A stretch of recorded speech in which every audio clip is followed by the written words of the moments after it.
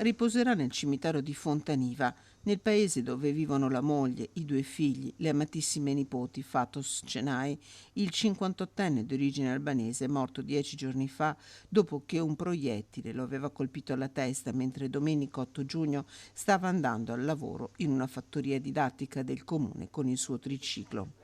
Un giallo su cui indagano i carabinieri che non ha ancora nessuna spiegazione. La famiglia accanto alla bara, coperta di rose bianche e rosse, è il silenzio ad accompagnare un saluto composto ma carico di commozione. Un saluto al quale alla spicciolata si aggiungono gli amici di Fatos Cenai e della famiglia. Lui era arrivato in Italia dall'Albania, dove era agente penitenziario, 3 anni fa. La figlia vive qui da tempo e a Fontaniva era stata raggiunta prima dalla mamma e dal fratello.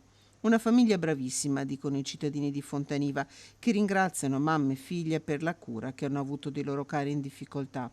Un uomo bravissimo, dicono anche di Fatos.